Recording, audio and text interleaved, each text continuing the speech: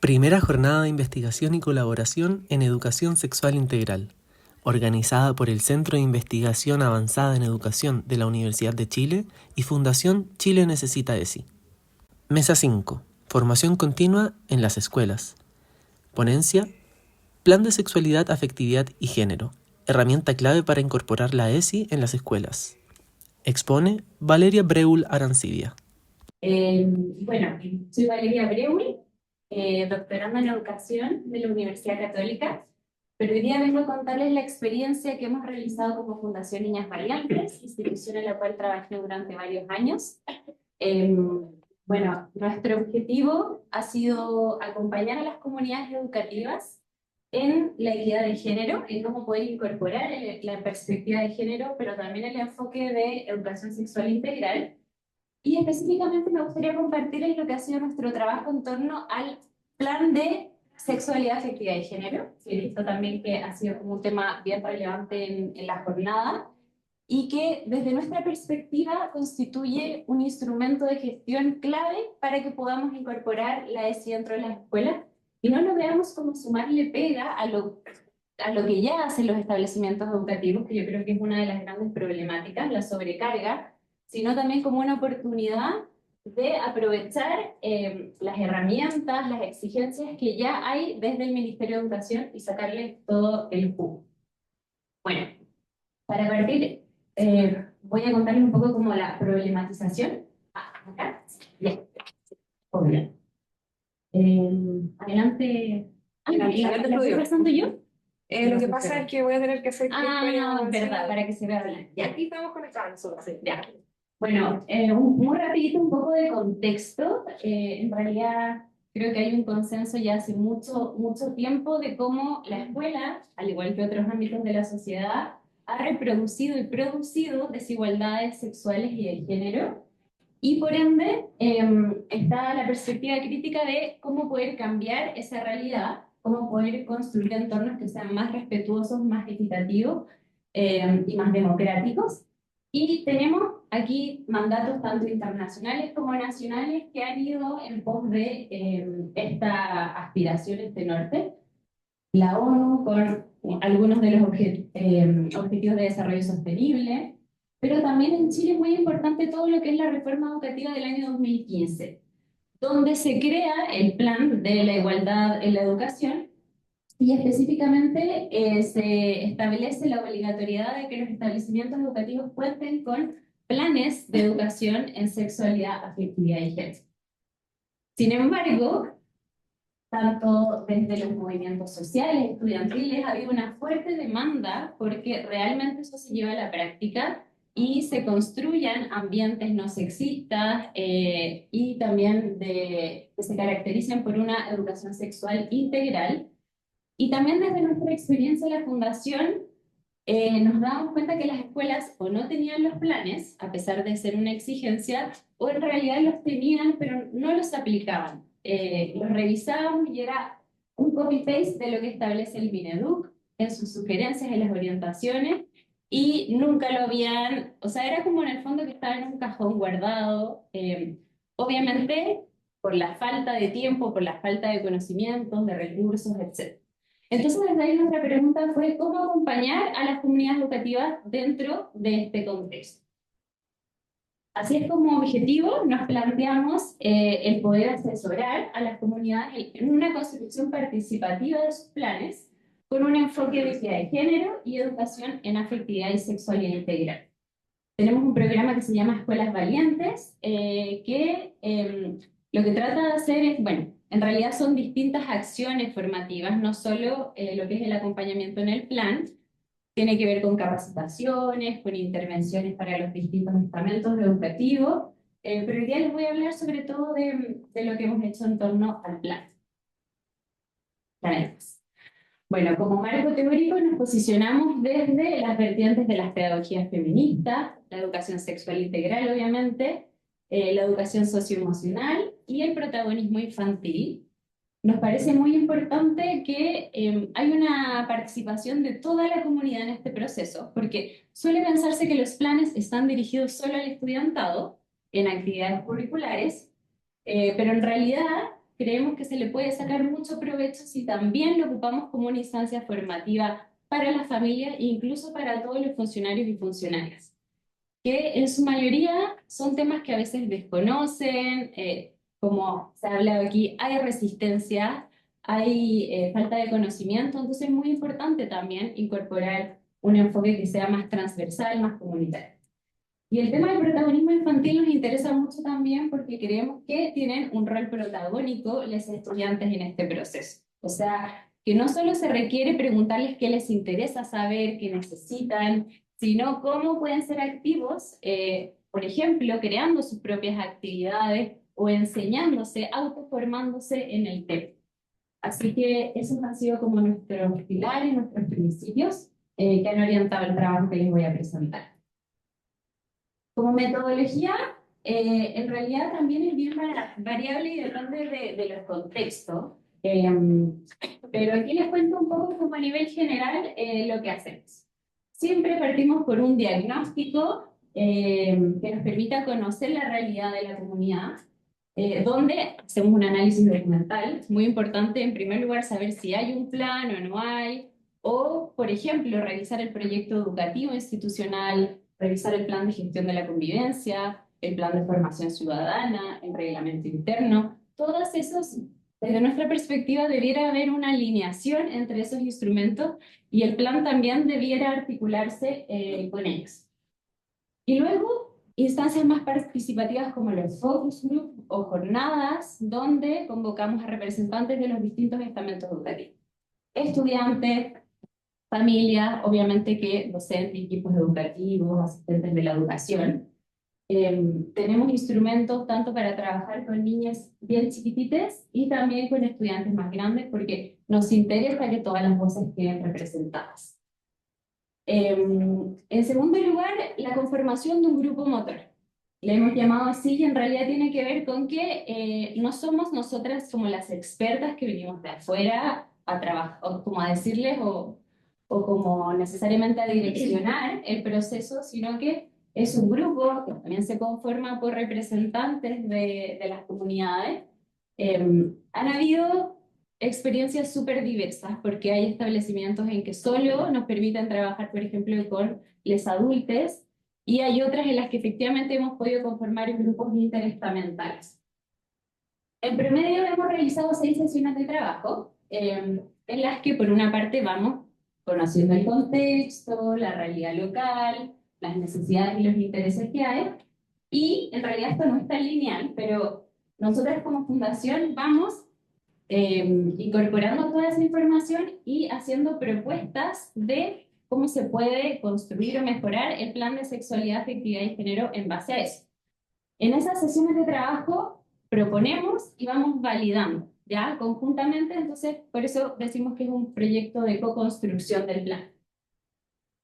Y luego al finalizar tenemos ya el lanzamiento y la socialización con el resto de la comunidad, que nos parece que es un hito súper importante.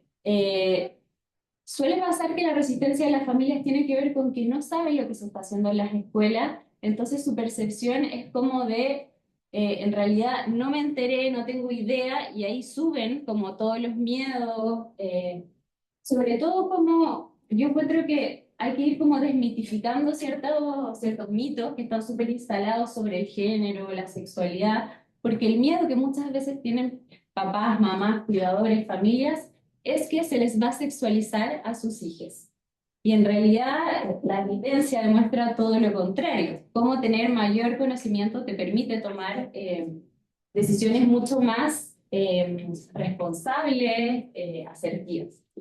Bueno, entonces vamos planificando distintas estrategias de difusión para toda la comunidad y también instancias de capacitación, en donde eso lo podamos enseñar, transmitir al resto de los estamentos o en realidad quienes no participaron en el grupo motor.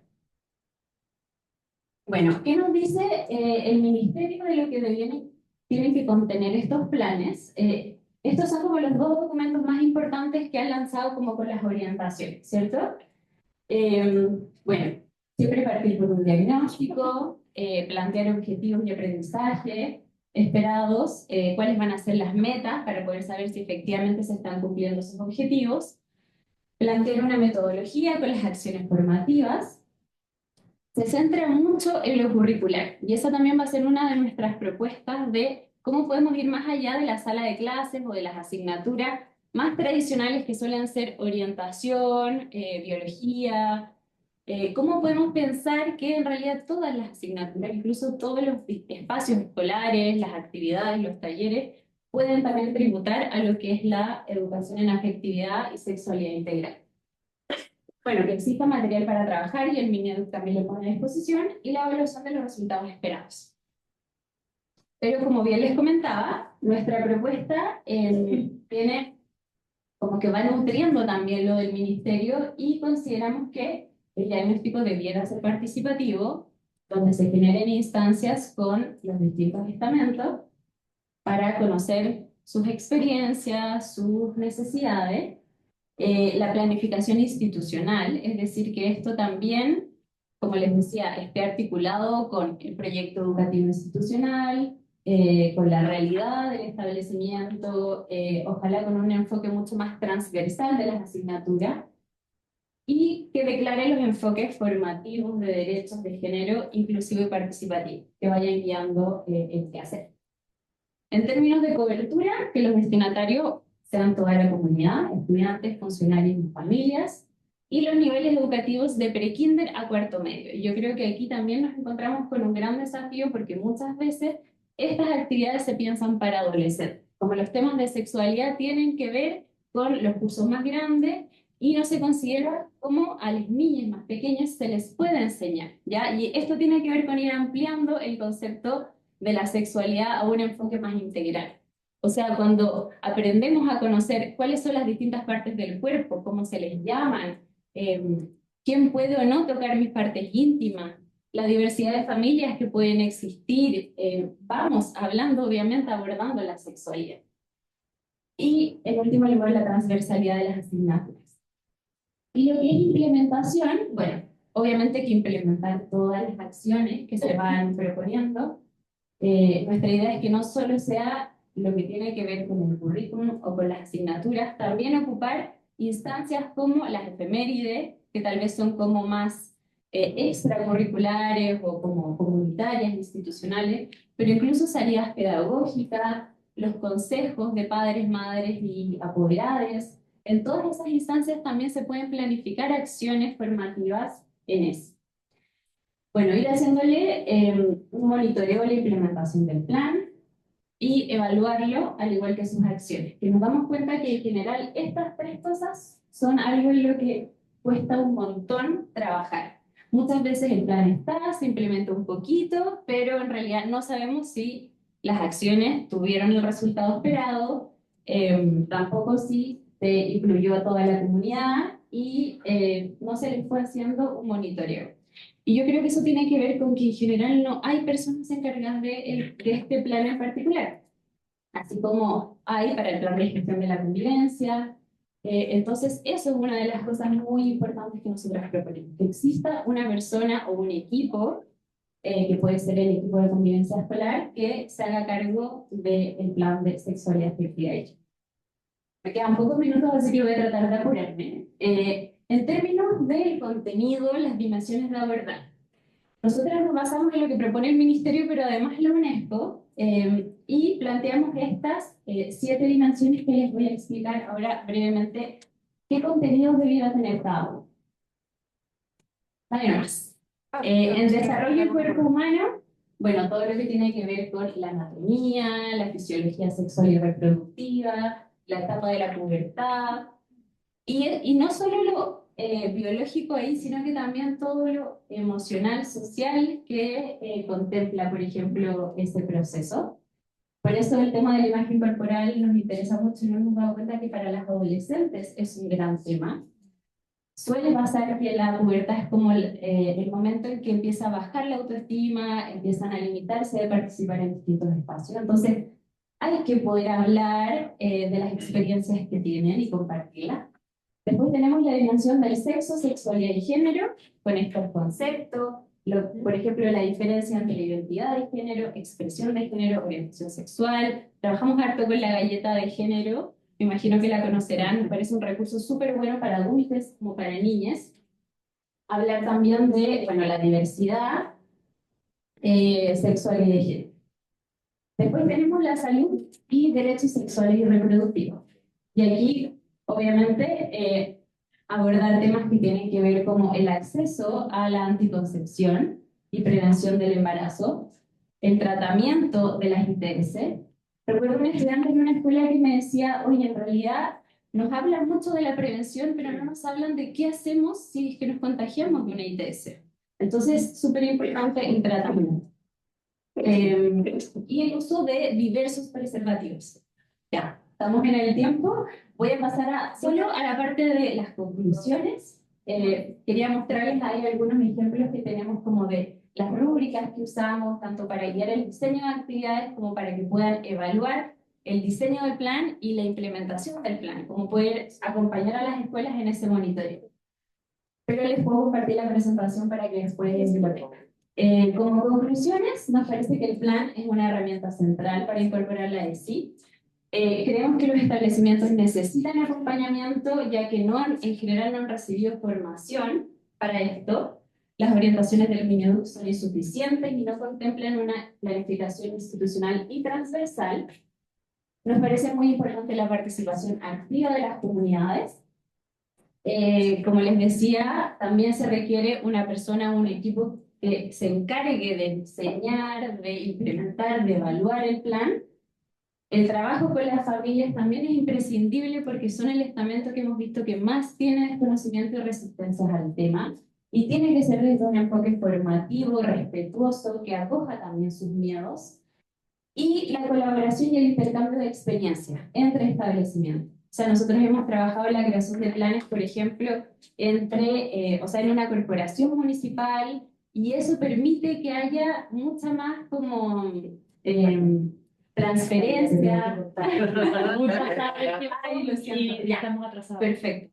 Pero como les decía, les comparto la presentación. Muchas gracias. Primera jornada de investigación y colaboración en educación sexual integral, organizada por el Centro de Investigación Avanzada en Educación de la Universidad de Chile y Fundación Chile Necesita ESI.